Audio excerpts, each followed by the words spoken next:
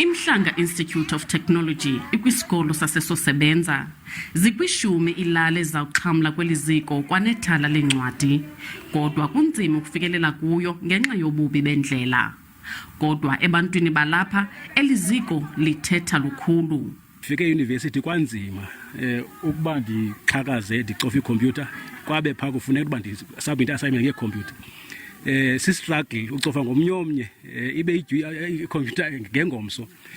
Kunzima ke ndifuna abantwana balapha esosebenza bayifunde ikhompyutha bayibone bangayoyibona for the first time euniversity bayibone apha esikolweni bakhule bafike euniversity bafana nabanye abantwana abafunda kwezi izikolo eziphucukileyo. Umphathiswa wobuchwepheshe nonxibelelwano ukumbutjo Nchabeni uthembisa athi urhulumente uza kupha uluntu i-10 GB wedatha. Esi sikolo sikholelwa ukuba loo nto iyakuncedisa kwimfundo yabafundi. Ithetha ukuba abantwana bethu abasayi kusokola ngoku xa besiya kwezinye indawo besiyawufunda besandisa imfundo yabo. Ithetha ukuba bawufika nabo bangabi ngathi abasuki kwezinye indawo.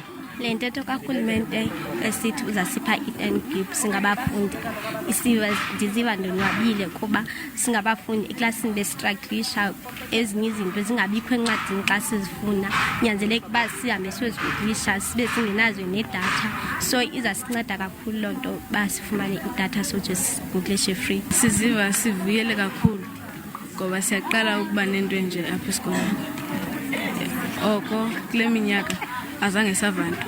Isebe lemfundo lithembisa ngokuqinisekisa ukuba iziko eli alihlali lingasetyenziswa. Sizawufaka kweza desktops ne-laptops i-softwares for all different subjects. I-subject nganye ine-software uba sithetha for instance i-maths there are so many bonke abantu abarhalela to improve teaching and learning using ICT bane-different websites. Noko kunjalo uluntu lwaseMhlanga lusakholelwe ekubeni kusekuninzi kufuneka kwenziwe. Luthi ootitshala nabafundi kuba nzima kubo ukufikelela esikolweni xa kunetha ngenxa yendlela embi. Kwiindaba ze-SABC ndingufundiswa Mhlekude eMhlanga eCacadu.